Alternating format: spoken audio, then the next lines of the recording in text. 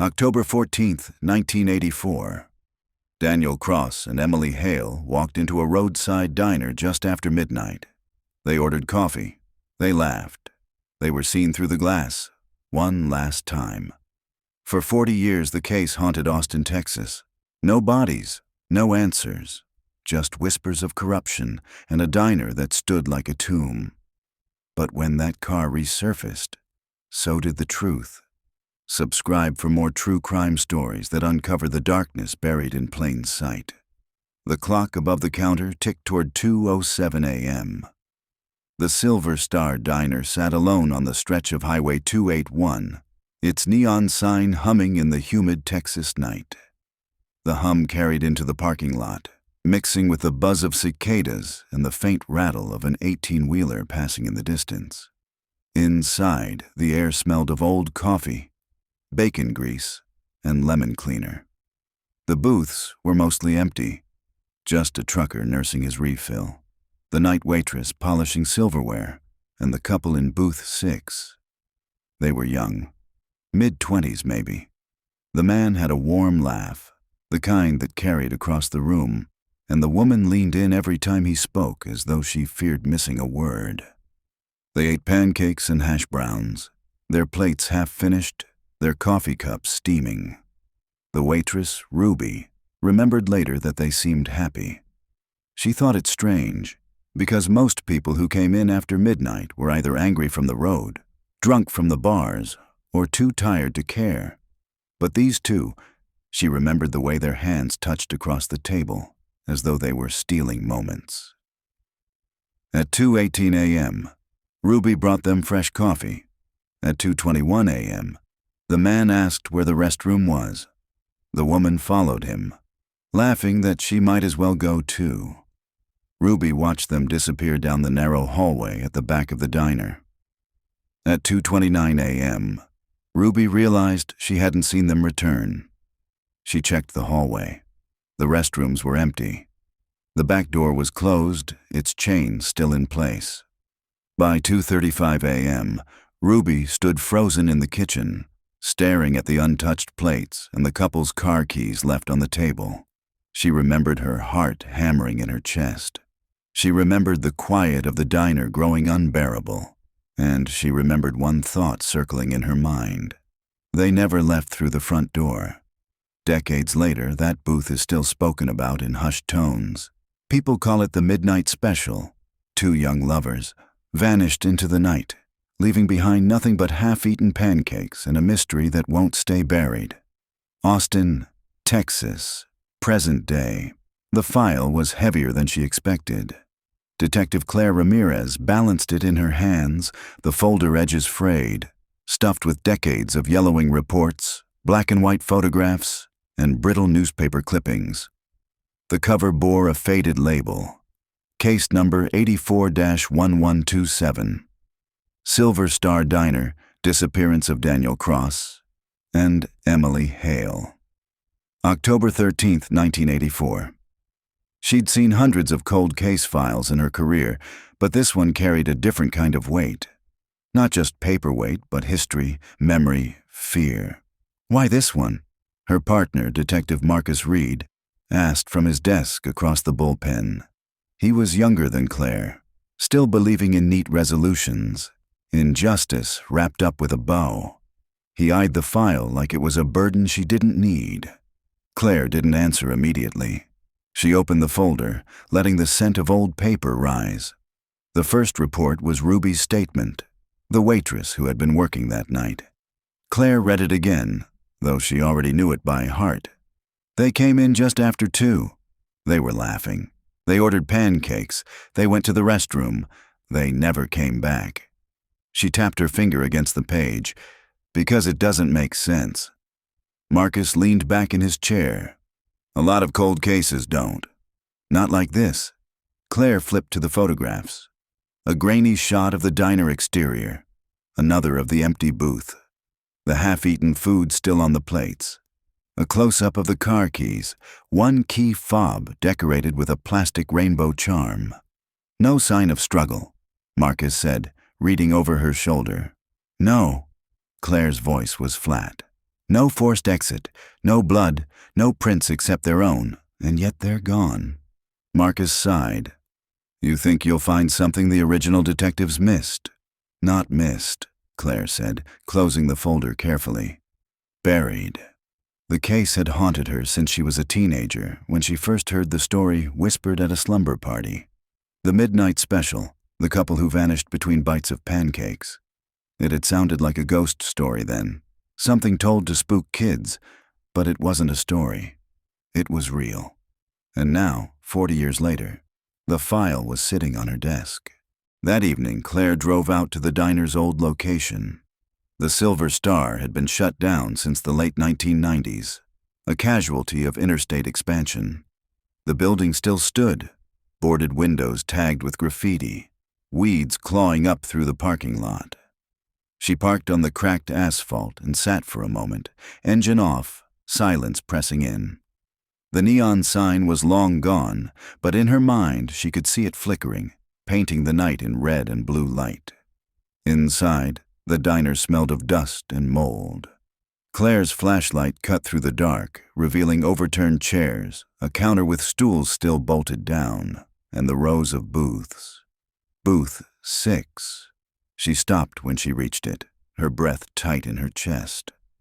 The vinyl seat was torn, the table scarred with carvings from bored customers decades ago. She ran her fingers over the table edge. Ruby's description replayed in her mind. The laughter, the coffee, the couple walking toward the restrooms. Claire turned slowly, scanning the hallway. The restrooms were still there, doors rotted, hinges rusted. The back door was chained shut, just as the report had said. So where had they gone? By the time she returned to Austin, the city lights flickering against her windshield, she already knew she wouldn't sleep. Instead, she spread the file across her dining table, pouring coffee strong enough to keep her anchored. She reread the statements. Ruby's was consistent, unwavering across multiple interviews. The trucker, Howard Dent, had also been questioned. He swore he'd spoken with the couple briefly before they vanished. He even remembered the man mentioning a road trip to Dallas. But beyond that, the trail went cold. No bodies, no car found abandoned, no credit card use, no suspects ever charged. It was as though Daniel Cross and Emily Hale had stepped into a hallway and simply dissolved into air. Claire leaned back, closing her eyes. She let her mind drift to what wasn't in the file, what wasn't said. Ruby had mentioned seeing a second man in the diner briefly that night, a shadow near the jukebox. She couldn't describe him well, just dark hair, a denim jacket, gone by the time she'd looked again. The detail had been brushed off in the original investigation, but to Claire, it felt like a thread. She opened her laptop and typed, Silver Star Diner Disappearance 1984. Dozens of old articles popped up, most rehashing the same details, but one headline caught her eye. Local man claims he saw couple leave diner alive. Published 1992 in a small-town paper out of Wimberley. She clicked. The article was short, quoting a man named Arthur Bell, who said he'd been driving past the diner that night and saw the couple walking across the lot toward a dark-colored pickup truck. Police had dismissed it as unreliable, citing inconsistencies in his timeline. But Claire felt her pulse quicken. A truck. Not their car. A truck. At midnight, Claire closed her laptop and sat in silence. The city outside was restless. Sirens in the distance, a dog barking, a car stereo thumping bass. But inside her apartment, the quiet felt heavy. She glanced at the photo of the couple again. Daniel's easy grin. Emily's soft smile. They had no idea the world was about to close around them. Somewhere, the truth was buried. And Claire knew she was already too deep to stop. Morning came gray and cool, the kind of weather that made Austin feel older than it was. Detective Claire Ramirez parked her sedan in front of the records division, a concrete slab of a building where forgotten paper lived. She signed in at the desk, flashed her badge, and was led down into the archives. The smell hit her first. Cardboard, dust, ink. A librarian wheeled out 3 boxes marked 1984, cold case overflow. "You'll want Box C," he said without looking at her. "That's where they dumped all the diner files after the department purged in '95. Be careful, most of it hasn't been handled in years." Claire pulled on gloves. She wasn't worried about evidence contamination. The forensic window had closed decades ago, but about the paper itself. These were fragile lives pressed into pages. Inside Box C, she found the detritus of the investigation: restaurant receipts, payroll ledgers, interview transcripts typed on onion skin paper, Polaroids with curling edges. She laid them out on the metal table one by one. The restaurant's blueprints caught her eye. A set of photocopies showing the diner's layout: the kitchen, the booths, the narrow hallway to the restrooms, and the back door chained at night. She traced the line with her finger. A hallway, a door. No hidden exit, no crawl space. Just 2 restrooms and a dead end, unless the blueprints were incomplete. Claire felt the itch of something unsaid. By noon, she was at the county courthouse, where building permits were kept. The clerk, a woman with tired eyes behind smudged glasses, dug out a faded roll of microfilm. "Silver Star Diner, opened in 1962, the clerk muttered, scanning. "Here we go. Original permit, expansion in 1978. Claire leaned closer as the clerk cranked the machine, projecting grainy images onto the screen. There it was, a note scrawled in the margin of the 1978 renovation request: installation of service corridor to access septic tanks and storage. Claire's pulse ticked up. The corridor wasn't on the blueprint in Box C. Where would that corridor have been? She asked. The clerk shrugged. Depends how they built over it. A lot of those places bricked up old service ways, cheaper than maintaining them. That evening, Claire met Marcus at a bar on 6th Street. He was already nursing a beer, his jacket draped over the stool beside him. "You look like hell," he said as she slid into the booth. "Thanks." She ordered coffee. She needed clarity, not haze. "You've been at it all day?" She nodded. "I found something, a corridor, added in '78. Not on the later blueprints, could explain how they vanished." Marcus frowned. "You think they wandered into some maintenance tunnel and—" "What? Got trapped? Died in there?" "Not wandered," Claire said. "Led." Marcus whistled low. "That's a hell of a theory for 40 years after the fact." "Arthur Bell saw them leaving with a man in a truck," Claire reminded him. What if that was true, but the path wasn't through the front door? Marcus leaned back, skeptical but listening. "All right. So you think someone used that corridor to take them out the back? Why didn't detectives find it?" "Because by the time they searched, it might have been sealed." Marcus didn't answer immediately. He sipped his beer, eyes on the neon glow outside. "Claire, I get that this case has its hooks in you, but cold cases are graveyards. Sometimes they're cold because the answers don't exist." Claire stared at the coffee steaming between her hands. "Or because somebody buried them deep." The next day, she drove back to the diner ruins. The air smelled of wet concrete after last night's drizzle. She parked close, boots crunching glass as she moved toward the boarded entrance. Inside, it was dim and damp. Her flashlight beam swept over broken tiles and graffiti, names, curses, crude sketches of women. She walked straight to the hallway behind the booths. The restroom doors sagged open, revealing mildew-stained porcelain. At the end, the chain door waited. She rattled it gently. Rust flaked under her touch. Something about the far wall bothered her. She pressed her palm against it, hollow. Claire crouched, running the light along the baseboards. There, faint outlines where plaster met brick, uneven compared to the rest. A seam, long painted over. She stood slowly, heart hammering, a sealed doorway. That night, she spread photographs of the wall across her table at home. She zoomed in on her phone, tracing the lines. The county records confirmed a corridor once existed. The wall in the diner confirmed it was bricked over. Why brick it up? Her phone buzzed. Unknown number. She hesitated, then answered. Detective Ramirez? The voice was low, hoarse with age. Male. Yes. Who's this? You don't know me, but I know the Silver Star case. You need to stop digging. Claire's skin prickled. Who is this? You think you want the truth. You don't. Leave it cold. Let it stay buried. The line clicked dead. Claire sat frozen, the silence of her apartment pressing in. She replayed the voice in her head. Old, gravelly, and afraid. Not a crank call. A warning. Sleep didn't come. She sat by the window, city lights flickering beyond the blinds, and thought of Daniel Cross and Emily Hale.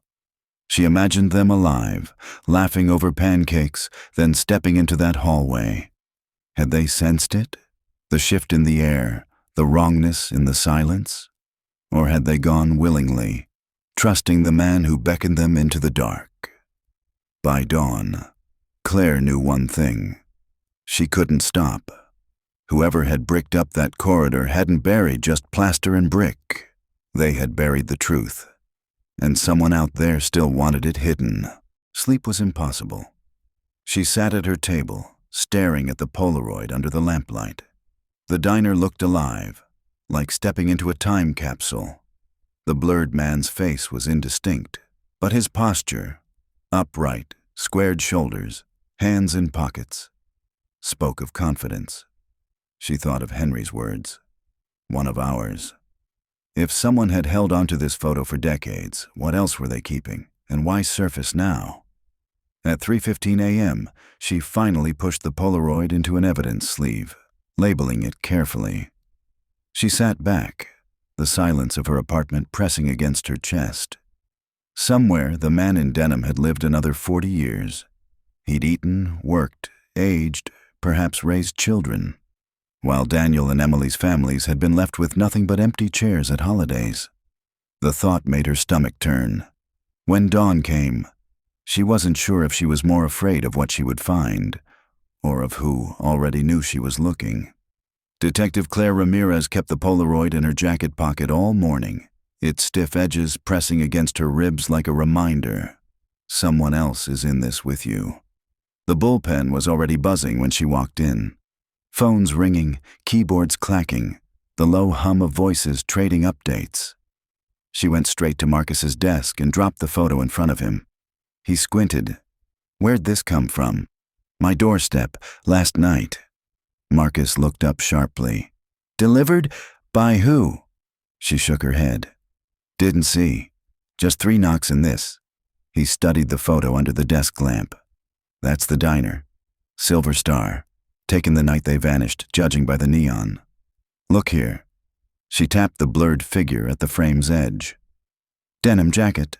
Watching. Just like Ruby's statement mentioned. Marcus leaned back, whistling low.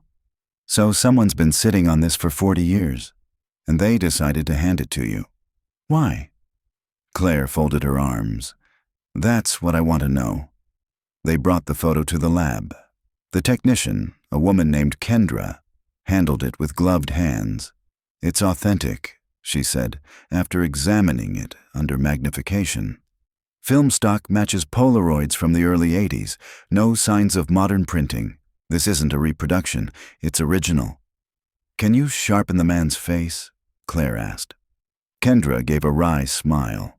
We can try. But blur is blur. There's only so much detail to recover.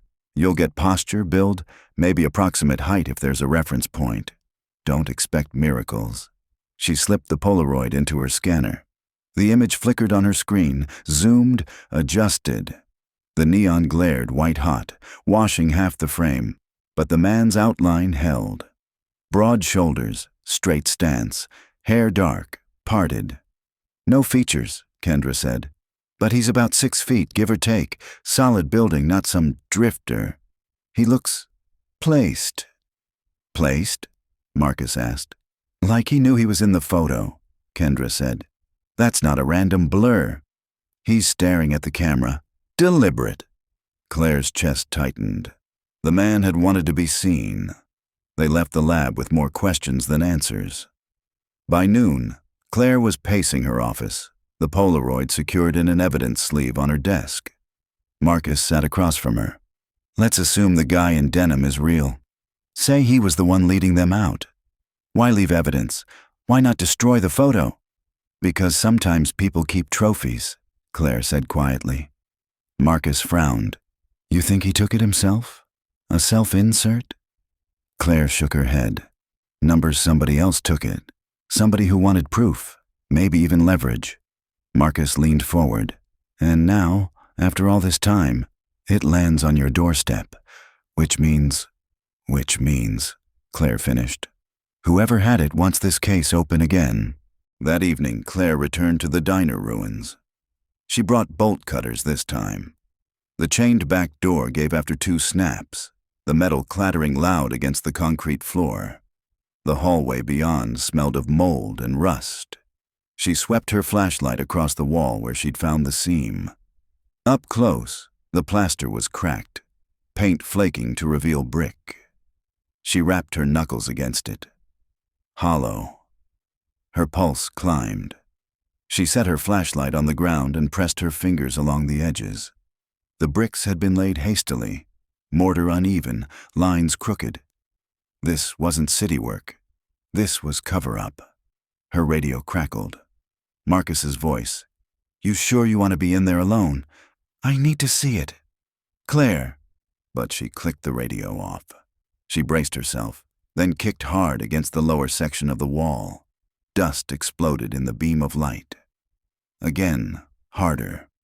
A brick shifted, then another. She pried with her hands until a hole gaped wide enough to peer inside. The smell hit first. Damp earth. Rust. Something older, sour beneath it. She shoved her flashlight through.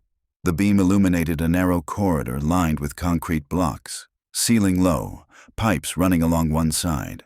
A maintenance tunnel, just like the permit had said. Her heart hammered as she crawled through. The space was tight, walls sweating moisture. The light revealed scraps, rusted cans, an old boot sole, fragments of cardboard. Halfway down, her beam caught something else, metal glint. She crouched, brushing dirt aside. Her fingers closed around a thin, cold object. She pulled it free. A keychain, plastic rainbow charm. Her breath caught. The same charm from the photograph of the booth, the one dangling from Daniel Cross's car keys. But the keys had been left on the table, which meant this was a second set, or someone had taken them after. She sat on the cold concrete floor, the keychain trembling in her hand.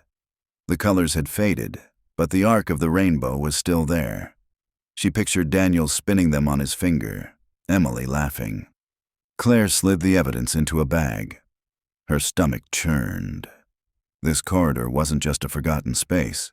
It had been used. When she finally crawled back out, the night air hit her like a wave. She sat on the diner's crumbling steps, the plastic rainbow heavy in her pocket. The photo, the call, the bricked wall, now the keys. Someone had left a trail in the dark. The question was whether they were leading her to answers, or into the same trap. The rainbow keychain sat in the middle of the evidence table, sealed in its bag, catching the fluorescent light like a relic. Detective Claire Ramirez hadn't slept. She'd gone from the diner ruins straight to the precinct, dropped the bag into intake, and signed it with a hand that trembled just enough to be noticed. Now she stared at it through the plastic. 40 years in the dark, and it had survived. Marcus arrived with 2 coffees, setting one beside her. "You look like death." "Thanks," she muttered. He studied the bagged keychain. "That's from the tunnel." Claire nodded. "Jesus." He sat down, rubbing his jaw. "That's not just a ghost story anymore."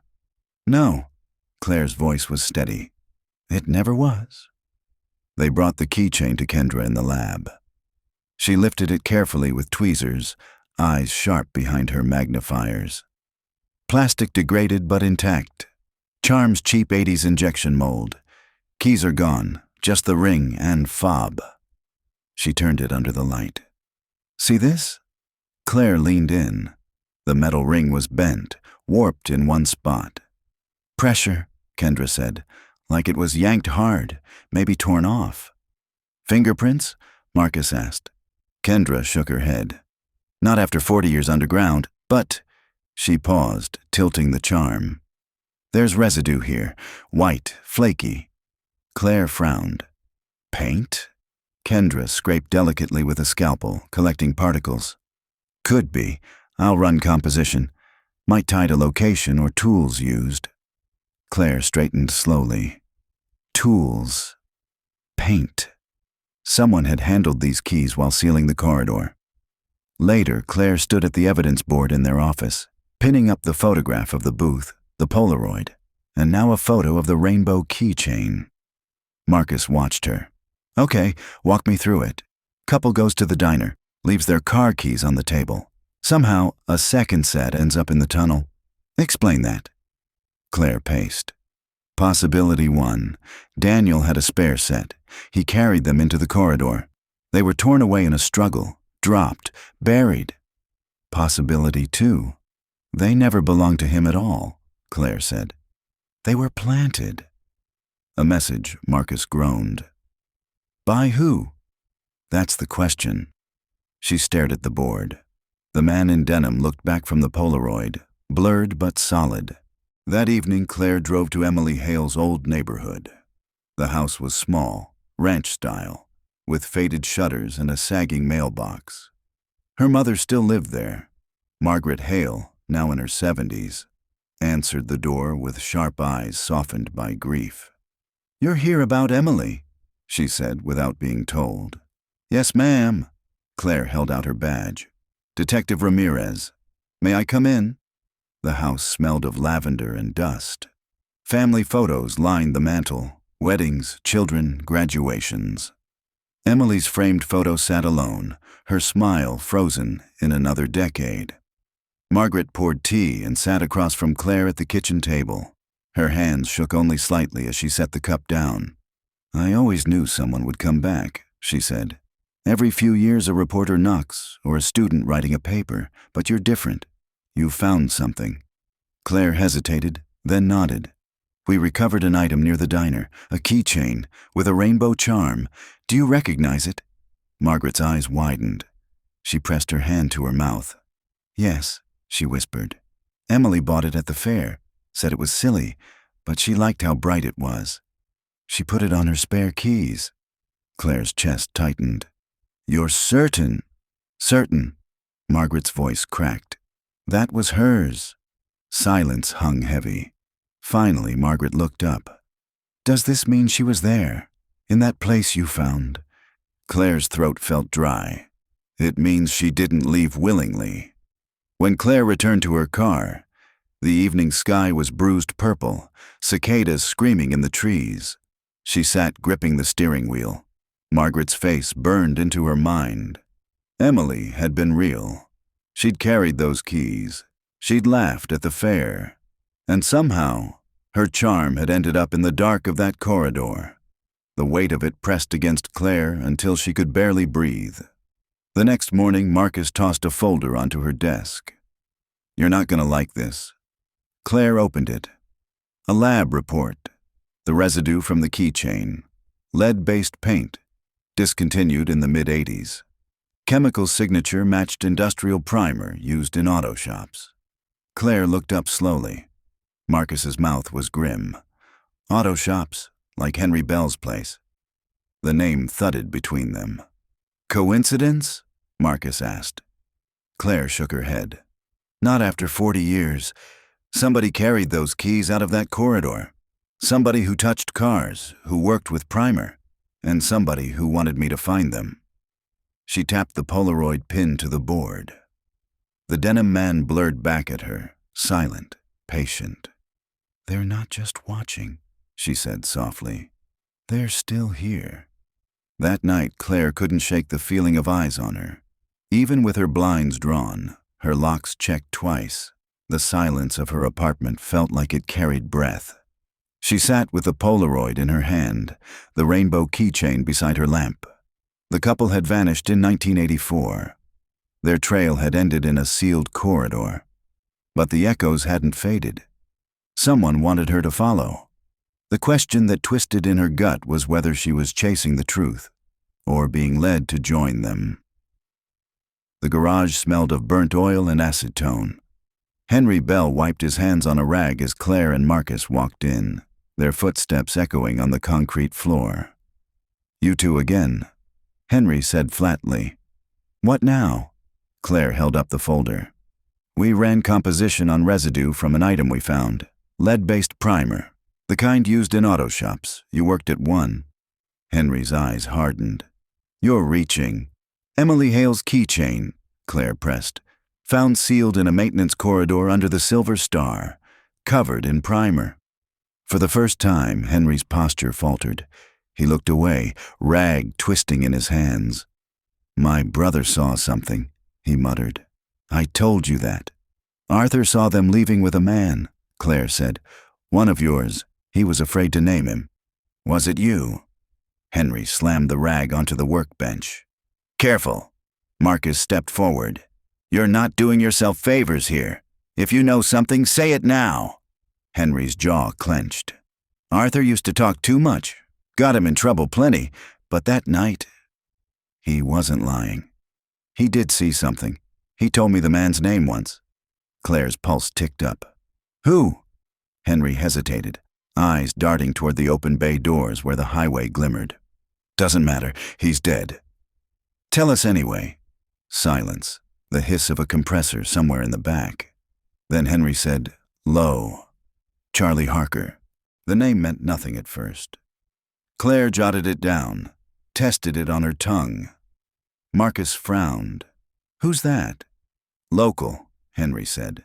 "Mechanic, part-time tow work, always hanging around the diner late. Folks said he liked to help stranded drivers, but he was strange. Too friendly." Claire's mind flashed to the Polaroid. The blurred man, standing watch. "Where's he now?" she asked. Henry's gaze didn't waver. "Buried. Died 1991. Heart gave out." Marcus snorted. "Convenient." Henry leaned in. "Don't twist this. My brother tried to talk about him. People shut him down, said leave it alone. You know why?" "Why?" Claire asked. "Because Charlie wasn't working alone." That evening, Claire sat at her desk, running Charlie Harker through the system. Old arrest records blinked on her screen. Disorderly conduct, bar fights, unpaid tickets. Nothing heavy. His obituary surfaced in a scanned newspaper, a 2-paragraph notice tucked between classifieds. No wife, no children. Survived by a brother named Richard Harker, address listed in Bastrop. She leaned back, exhaling slowly. Richard, a thread still alive. The next day, Claire and Marcus drove out to Bastrop.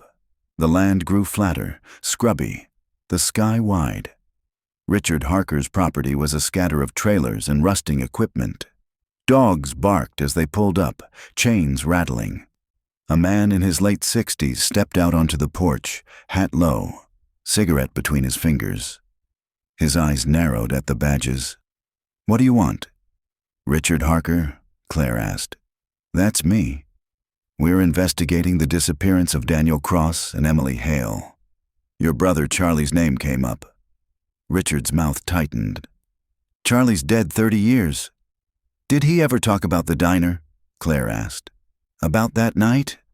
Richard flicked ash into the dirt. "People been trying to hang ghosts on him forever. My brother was no saint, but he didn't kill nobody." Marcus crossed his arms. "Then why did folks say he was involved?" Richard's gaze was cold. "Because Charlie liked to help people, and helping makes you visible. Visible gets you blamed." Claire stepped closer. "Where were you that night?" Richard smiled thinly. "I was with him." The words hung heavy. Claire studied him. His voice was steady, but his eyes glimmered with something else, not defiance, something closer to pride.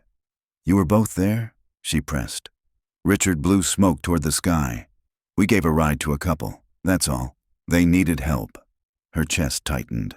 You drove them where? Richard's smile widened, showing yellowed teeth. Not my story to tell. Marcus bristled. If you know something? Richard cut him off. You dig too deep, detective. You'll find more than you can bury again. Driving back, the silence was thick. Marcus finally muttered. He admitted it. As good as a confession. No, Claire said, staring at the highway. It was a performance. He wanted us to hear it, like bait. You think he's playing us? I think, she said quietly. The Harker brothers never worked alone, and the one who's still breathing wants us to know it. That night, Claire sat in her apartment, blinds drawn, the Polaroid in her hand again. She studied the blurred man in denim. Broad shoulders, squared stance. Could have been Charlie, could have been Richard, or someone else entirely. Her phone buzzed. A text. Unknown number. It was a photograph. Her own car, parked outside her building, taken from across the street. No words. Claire froze. The case wasn't just reaching into the past anymore. It was reaching back. The photo on her phone still glowed when Claire placed it face down on the table. Her apartment was silent, but the silence no longer felt empty. It felt occupied. She locked her door, checked it twice, then called Marcus. They're watching me, she said, her voice low. Who? Don't know, but they sent me a picture.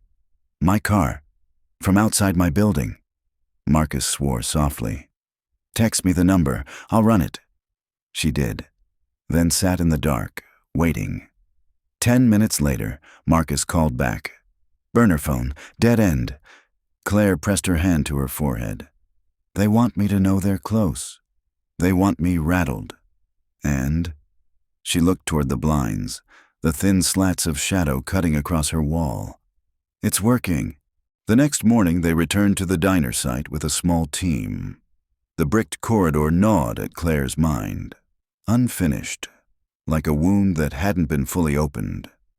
The officers set up floodlights and portable fans to push out the stale air. Dust swirled as they hammered through the remaining wall until the corridor yawned open wide enough to move in comfortably. Claire led, flashlight steady. The air was damp, cold, smelling faintly of rot. The narrow tunnel ran maybe 40 feet before ending in a collapsed section of earth and stone. Piles of debris choked the far end. Collapse looks intentional, one of the officers muttered. Not natural. Claire crouched, sweeping her beam over the rubble. Dirt packed tight, bricks mixed in, like someone had sealed it twice, first the wall, then the collapse. Over here, Marcus called. He knelt by the left wall where something jutted from the earth. A curve of metal. They dug carefully with trowels. The dirt crumbled away, revealing the outline of a vehicle bumper, chrome dulled and flaking. Claire's breath caught. Looks like a car, Marcus said. Buried. An officer radioed for ground-penetrating radar. Within an hour, the screen confirmed it. A vehicle-sized mass entombed in soil at the corridor's end.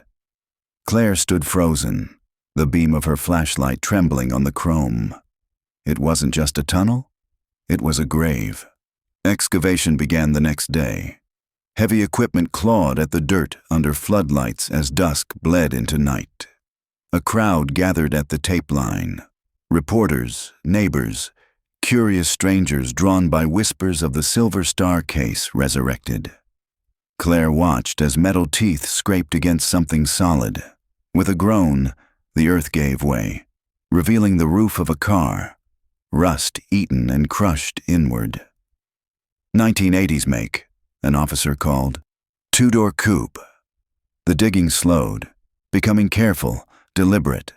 When they pried the driver's door open, a hollow clatter echoed from inside. Bones, a partial skeleton slumped against the wheel, skull tilted toward the roof, jaw gaping.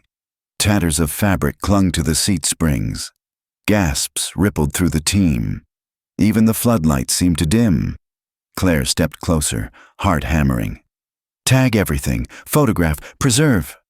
Her voice was calm, but her stomach churned. The coroner leaned in, brushing soil from the bones. Male, approximate age, mid-20s to 30s, been here decades. Marcus exhaled slowly. Daniel Cross. Claire's eyes fixed on the remains. A man who'd left a diner booth one night and never returned. His journey had ended in this corridor, buried in silence while the world moved on. She whispered his name. Daniel? The discovery hit the news within hours. Body found in connection to Silver Star disappearance. Cameras flashed as evidence bags were carried to vans, the rainbow keychain already making headlines as the symbol of a lost generation. At the precinct, phones rang non-stop. Families of the missing called with desperate hope.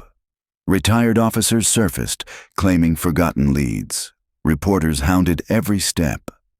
Claire sat in her office, staring at the board.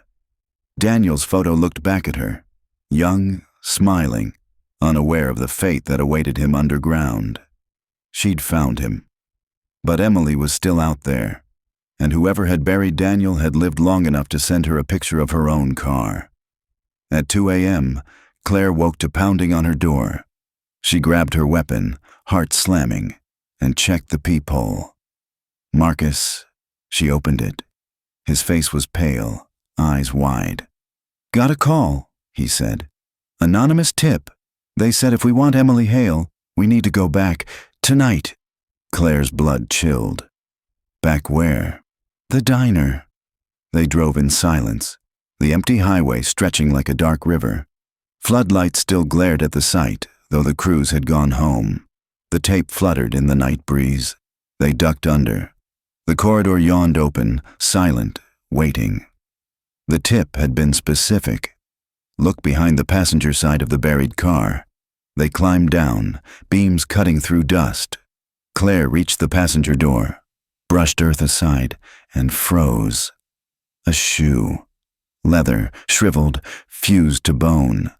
Marcus knelt beside her, his light steady. Another skeleton. Smaller, curled against the seat frame, arms bent protectively across the ribs. A ring still clung to one finger, dull but unmistakable. Claire's throat closed. "Emily." The silence pressed down. 2 lives ended in the dark, sealed away, erased from memory, until now. She swallowed hard, voice breaking. "We found them." But as the silence stretched, she felt it. They hadn't just uncovered the dead. They had disturbed the living. A sound drifted through the night. Not the wind, not the creak of settling earth. Footsteps, above, on the diner floor. Slow, deliberate. Someone was here, watching. The footsteps above stopped as suddenly as they began. Claire and Marcus froze in the corridor, beams fixed on the skeletal remains in the car, ears straining. The silence returned, heavy, unbroken. Marcus whispered, "We're not alone." Claire nodded, every nerve sharpened. She clicked her radio. "Unit 4 at Silver Star, possible intruder on site. Quiet approach, no sirens." Static crackled, then the dispatcher's voice. "Copy." They waited in tense silence. Dust shifted down from the ceiling with a soft hiss. Finally, Marcus whispered, "We need to move." Claire's light swept once more over Emily's curled form, Daniel's slumped bones, the ring on Emily's finger dulled by soil. She swallowed. "We'll come back for them. But if someone's watching, we have to flush them out," Marcus finished. They climbed from the corridor into the diner's carcass. The air was thick with mildew and cold night. Their beams cut across overturned stools and cracked tile. Claire scanned every shadow. "Clear left." Marcus nodded. "Clear right." They advanced. The silence was suffocating until the faint scrape of metal came from the far end of the diner. Both turned. A door swung shut slowly, as if pushed by a retreating hand. They sprinted, guns up, but by the time they reached the door, it hung loose, leading into the alley. Empty. Beyond, gravel crunched under fleeing feet, fading into darkness. Backup arrived minutes later. Officers swept the lot, combed nearby blocks, but found nothing. "Tracks here," one officer called, crouched by the fence line. "Boot prints." Fresh Claire's jaw tightened. He was here. Marcus exhaled sharply. "Which means he knew exactly when we'd find them." Claire looked back at the diner, its windows black and hollow. "He's not just watching us, he's orchestrating this." The next morning, the coroner's office confirmed what they already suspected. Dental records matched. Daniel Cross and Emily Hale. The case file was officially reclassified. Homicide. Claire stared at the report in her office, her throat tight. The names she'd repeated in the quiet of her apartment, the faces she'd studied on fading photographs, now bones cataloged in evidence. She whispered to herself, "We found you." But the whisper felt unfinished. "We found you, but not him." The precinct swarmed with press. Microphones thrust over railings, cameras clicking, reporters shouting questions. "Detective Ramirez, do you believe the Harker family was involved? Why now, after 40 years? Is the killer still alive?" Claire pushed through without answering. Marcus trailed her, muttering, "They smell blood." In the conference room, Captain Morris slammed a folder on the table. "This case just went nuclear. The DA wants indictments, the mayor wants headlines, and the media wants a villain. We've got bones, a tunnel, and a photo. I need more." Claire's voice was steady. "We think the Harker brothers were involved. Henry's brother Arthur named Charlie decades ago. Richard as well." Morris's eyes narrowed. "Richard Harker. Still alive, still local. If he was there that night, bring him in." They found Richard at his trailer in Bastrop again, seated on the porch with the same cigarette, the same thin smile. Claire held up a warrant. "Richard Harker, you're coming with us." His laugh was low, humorless. "Took you long enough." In the interrogation room, Richard sat with arms folded, eyes calm. Marcus opened. "Daniel Cross and Emily Hale. Their bodies were found under the Silver Star. We know you and your brother Charlie were involved. You want to explain how they got there?" Richard tilted his head. "They asked for a ride. We gave it. That's all." Claire leaned forward. "Then why are they dead in a buried car?" Richard's eyes glimmered. "Because someone didn't want them walking out. And it wasn't me." "Who then?" He smiled, slow and cold. "There were more than two of us that night." The room fell quiet. Claire's pulse thudded. Richard's smile widened. "You're digging in dirt that's older than you, Detective. Folks wanted that couple gone, and folks higher than you signed off." "Signed off?" Marcus snapped. "You're saying police covered this up?" Richard didn't blink. "I'm saying you should check your own files. Who signed off on closing it back in '85? Who said case cold and buried it? Not me. Not Charlie. Somebody else decided those kids weren't worth finding."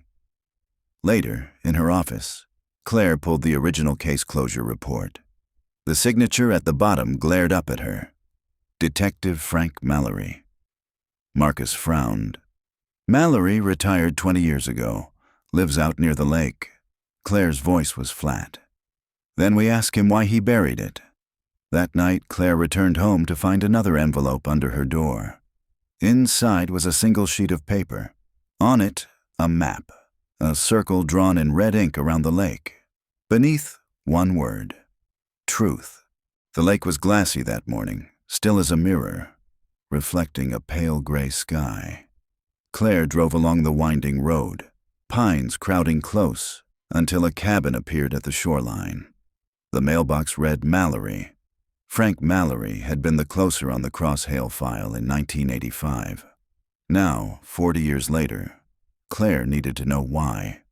She parked, gravel crunching under the tires. Marcus climbed out behind her. Together they walked up the sagging porch, where the scent of lake water mixed with wood smoke. The door opened before they knocked. Mallorie stood there, A man in his 70s with a broad chest softened by age, white hair cut close. His eyes, sharp and pale, flicked between them. "You're Ramirez," he said.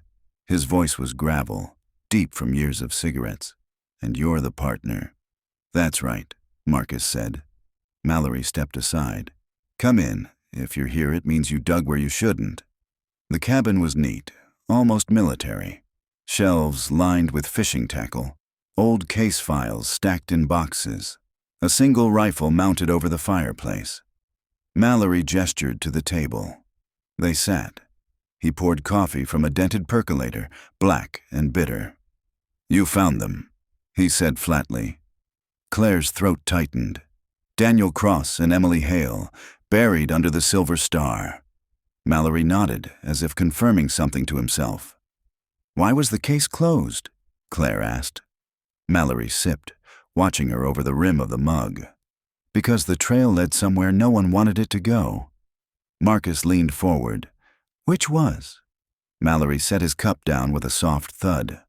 "The Harker brothers weren't the only ones there that night." Claire held his gaze. "We've heard that before. Richard Harker hinted at more people. Who else?" Mallory's jaw worked. His eyes strayed to the boxes in the corner. "Men with power, local business owners, politicians." The diner was a gathering spot for them. Not for food. For favors. Claire's skin prickled. Favors? Money laundering. Payoffs. The diner was a front.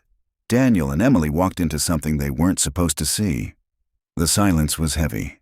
Outside, the lake lapped softly against the shore.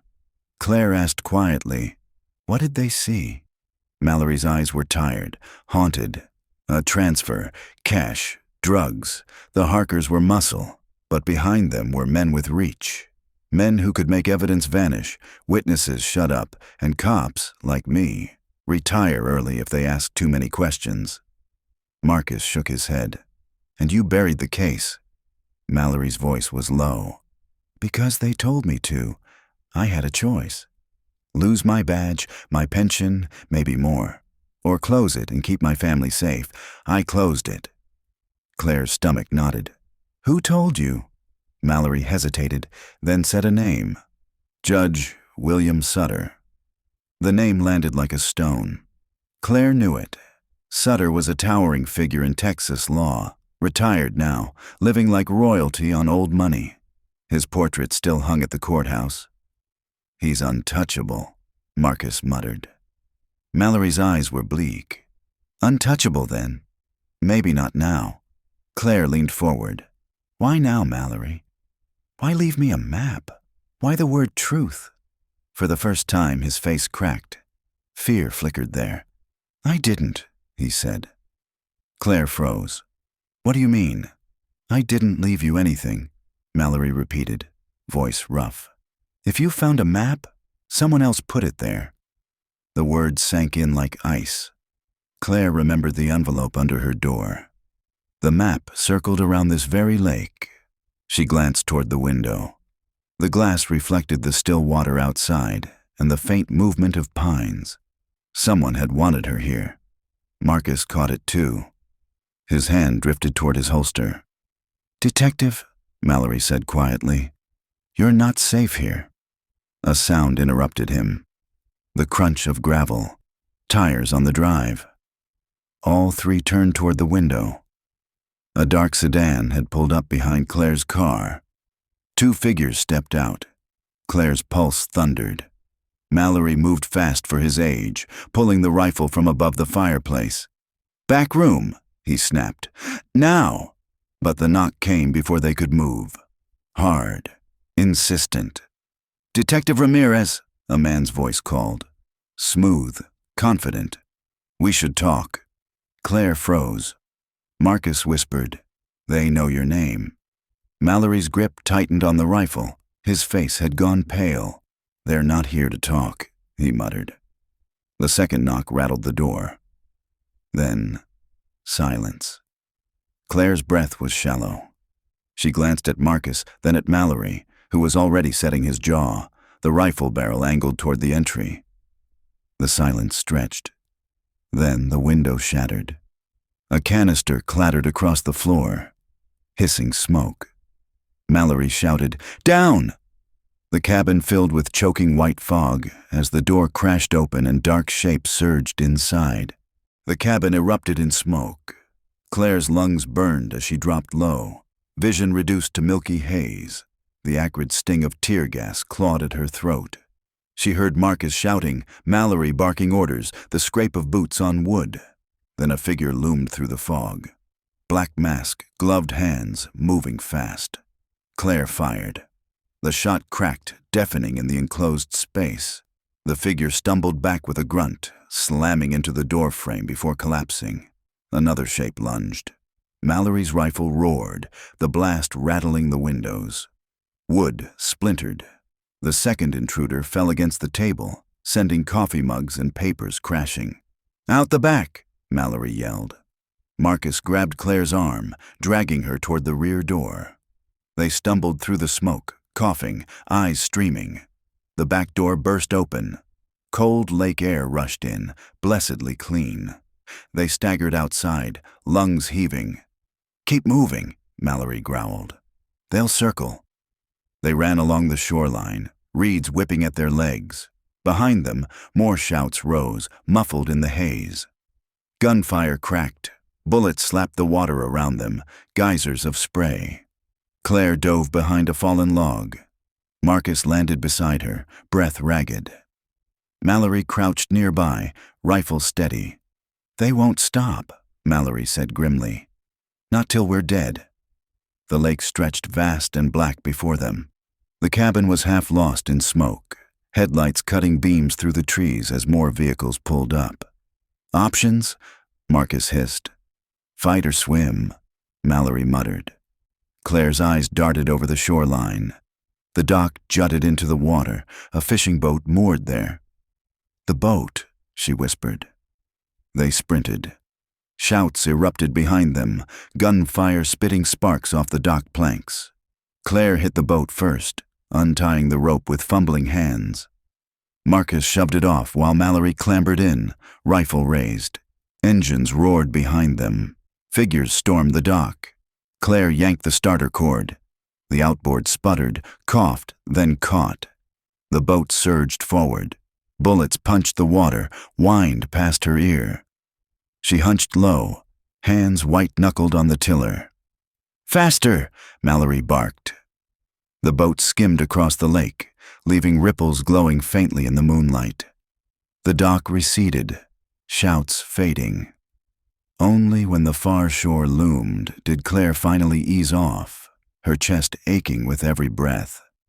They pulled into a secluded cove, reeds tall around them. The motor cut, leaving only the sound of water lapping against wood. Mallorie leaned on the rifle, sweat streaking his face. His hands trembled. "Those men," Marcus said, panting. "They weren't random. They knew your name, Claire. They came for you." She nodded, staring into the dark water. "Which means someone inside is feeding them information." Mallorie's voice was hoarse. "Judge Sutter, his people. They've kept this quiet 40 years. They won't let you tear it open now." Claire turned to him. "Then we expose them." Mallorie gave a bitter laugh. "Easier said than done." "You kept files," she pressed. "You saved something. Tell me you did." His eyes flicked toward the boxes in the cabin, now burning in her mind's eye. "Yes," he admitted. "But if they got them tonight?" Claire cut him off. "Then we go back. We get what's left." By dawn, the cabin smoldered. Fire crews doused the last of the smoke as Claire, Marcus, and Mallorie stood beyond the tape. The structure was gutted. Roof collapsed inward. "Accelerant," the fire chief muttered. "Arson." Claire's jaw clenched. Whoever had come last night had returned to finish the job. "Files are gone," Mallorie said, his voice hollow. But as they turned away, he pressed something into Claire's palm. A flash drive, blackened at the edges. "Not everything," he whispered. At the precinct, they plugged it in. Folders appeared, dated 1984 to 1986. Inside, photographs, transcripts, typed notes. Marcus scrolled. This is it. Mallorie kept everything. Claire's eyes locked on one photo. Judge Sutter, younger, flanked by the Harker brothers outside the Silver Star. A handshake frozen in grainy black and white. She whispered, "Proof." Mallorie's notes painted a darker picture. Cash drops, shipments, coded ledgers, names of deputies who looked the other way. And in the margins, written in his hand, "They'll kill me if I talk." Marcus sat back, exhaling. This blows the whole thing open. Claire's chest tightened. If we live long enough to use it? That night, Claire returned to her apartment. The blinds were still drawn, the air heavy. She set the flash drive on her desk like a relic. She should have felt triumph. Instead, she felt watched. Her phone buzzed. Another message. A photograph. Not of her car, not of the diner. This time, it was of Mallorie. Taken that very morning, alive, breathing, with 3 words beneath it. Next time, him. The photograph of Mallorie lingered on her phone long after the screen dimmed. Claire sat rigid at her desk, blinds shut tight, heart hammering in her ribs. Next time, him. The message was clear. The people behind Daniel and Emily's murder had no intention of letting a 70-year-old retired detective live to testify. Her first instinct was simple: protect him. But another thought, darker, more dangerous, tugged at her. If Mallorie was their next target, he might also be their weakness. She hated herself for even thinking it. At dawn, she drove to his cabin. What remained of it? Fire crews had left, the ruins a blackened husk against the pale lake. Mallorie sat on the hood of a borrowed pickup, a cigarette dangling from his lips, staring at the water. When she approached, he said without looking up, "They sent you the picture." Claire stiffened. "How did you—" "I know their methods. Always let you know who's next. Keeps you scared, keeps you predictable." "Then you should come into protective custody," she urged. He barked a dry laugh. Protective custody? With whose cops? Half the force looked the other way back then.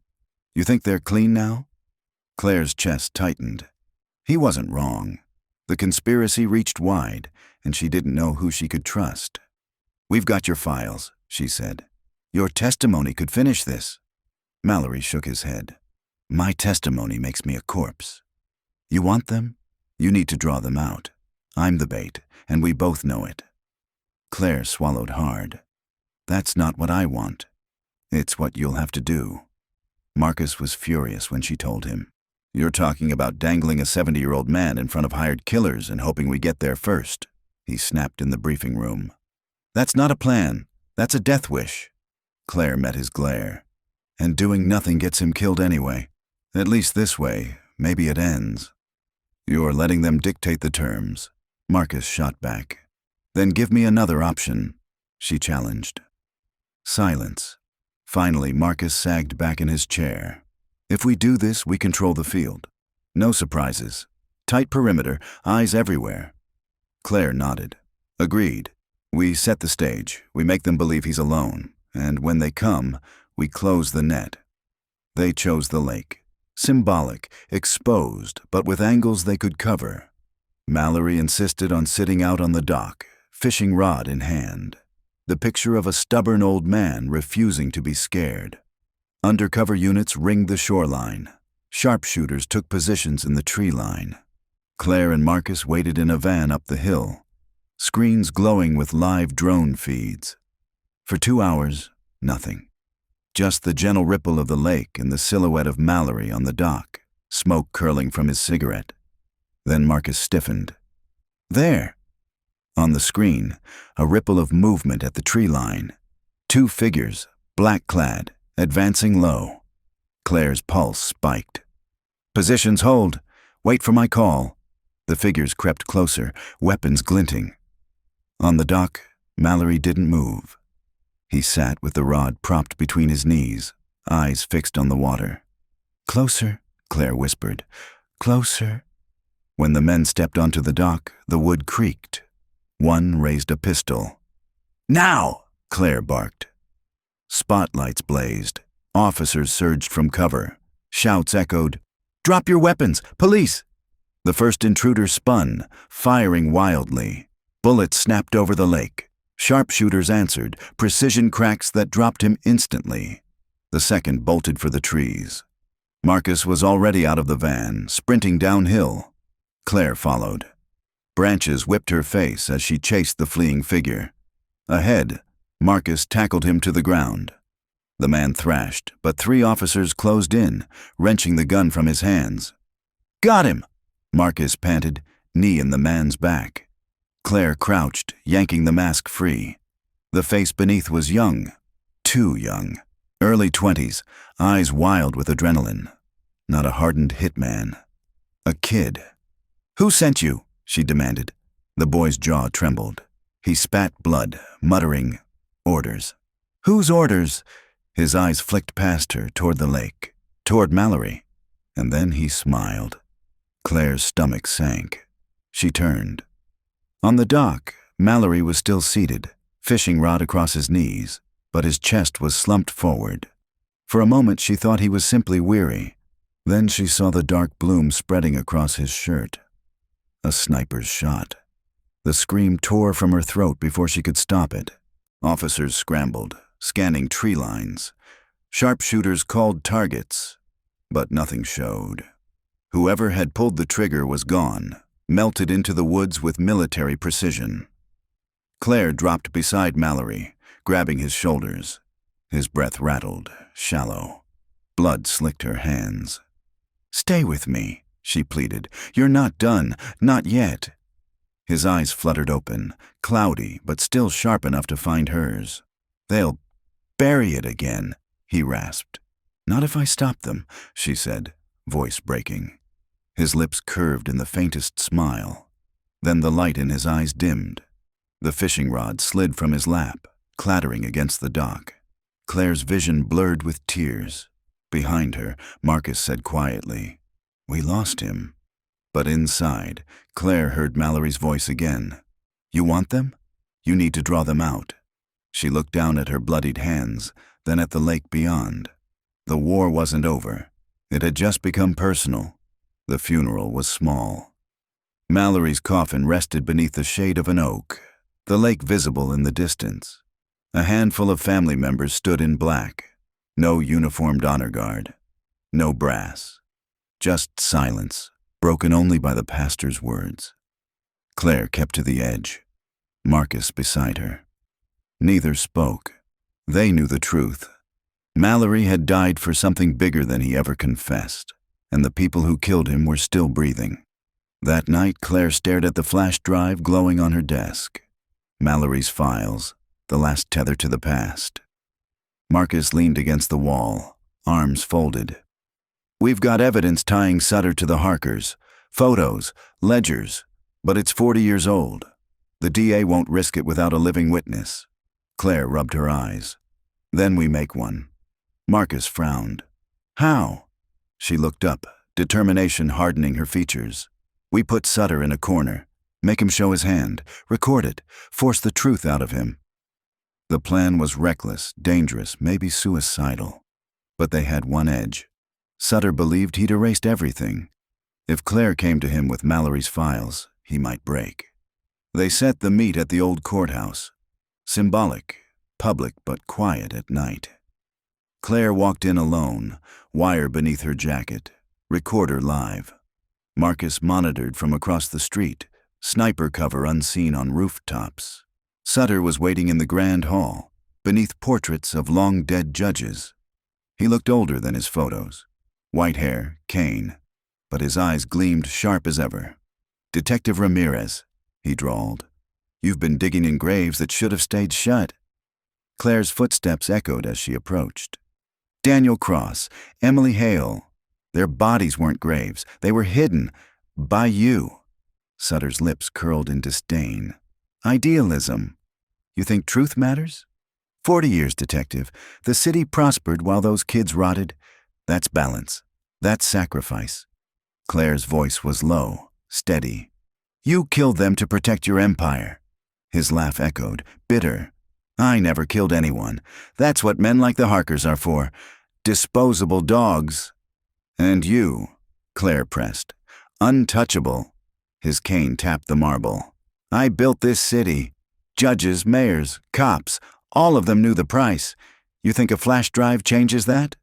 Claire stepped closer. Number, but your words do. For the first time, Sutter faltered. You're recording, he spat. She didn't blink. Every word. The sound of footsteps shattered the moment. Figures emerged from the shadows. 2, 3, 4 men in dark suits. Sutter smiled thinly. And even if you caught me, detective, you won't live to use it. Claire's pulse spiked. Her hand brushed her holster. Then gunfire split the air. Not from her. From above. Marcus's rifle barked, precise and deadly. One suit fell, then another. Chaos erupted in the hall. Claire dove behind a column, bullets ricocheting marble. Marcus's voice crackled in her earpiece. Move, Claire! Get Sutter out! Smoke, shouts, gunfire. It blurred into instinct. Claire surged forward, grabbing Sutter by the collar. He struggled, cane clattering. You'll never win, he roared. This city is mine. She dragged him across the floor, recorder still live, every word pouring into the wire. By the time the gunmen were down and sirens wailed outside, Sutter was in cuffs. The evidence wasn't just files now. It was his own voice, his arrogance, his confession. The DA would never bury that. At dawn, Claire stood on the courthouse steps, exhaustion etched deep. Reporters crowded below, flashes blinding. Marcus touched her shoulder. You did it, he said quietly. She shook her head. We started it. Mallorie gave us the key. The rest, this city has to face. Her gaze lifted to the rising sun spilling over Austin. For the first time in weeks, she felt a glimmer of hope, thin, fragile, but real. But she also felt the weight of the lost. Daniel Cross, Emily Hale, Mallorie. Justice at last had cracked the darkness, but it had cost blood to get there. That night, alone in her apartment, Claire replayed the recording. Sutter's voice filled the room. Sacrifice, balance, dogs to be used. She closed her eyes, whispered to the silence, we found you. And for the first time, it didn't feel unfinished. The Silver Star Diner was gone. Demolition crews had leveled it weeks after Sutter's arrest, leaving only a raw patch of earth at the edge of the highway. Where neon once glowed and booths held secrets, there was nothing but rubble and dust. Yet people still stopped there. Drivers pulled over to take pictures, whispering about the couple who had vanished one midnight in 1984. Some left flowers, others left letters folded under stones. The story had become part of the town's marrow. And now, finally, it had an ending. Daniel Cross and Emily Hale were laid to rest side by side in Oakwood Cemetery. Their graves were simple, white headstones, names etched in quiet dignity. At the service, their families wept, not just for loss, but for the decades stolen by silence. Claire stood apart, hands clasped in front of her. The air was warm, the trees heavy with cicadas. Marcus stood beside her, hat in hand. They deserved better, he said softly. They deserved truth, Claire replied. And for once, she felt she had given it to them. Mallorie's grave lay not far away. No grand speeches, no headlines, just a weathered wooden cross hammered into the soil by his daughter, who whispered that her father had finally done the right thing in the end. Claire knelt there after the mourners had left, laying a single lily against the fresh earth. I wish you could have seen it, she murmured. We got him. Sutter's not untouchable anymore. The wind stirred, carrying the scent of pine and dust. She closed her eyes and let the silence answer. Weeks later, the story aired on national television. Reporters called it the Midnight Special. An unsolved disappearance, a buried car, a conspiracy spanning decades. The country watched, horrified, as Judge William Sutter was paraded in cuffs, his voice replayed for the world. Sacrifice, balance, dogs to be used. The truth could no longer be buried, but truth never comes clean. It leaves scars. One evening, Claire drove back to the lake.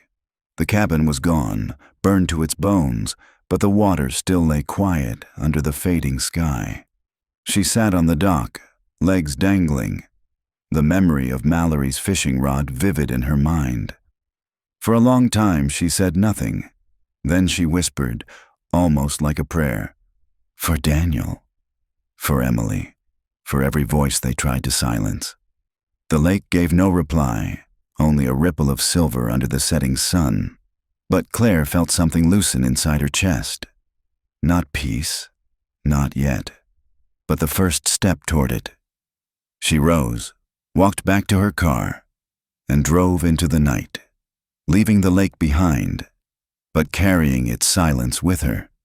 And the legend of the couple who vanished from the diner, the midnight special, would never vanish again.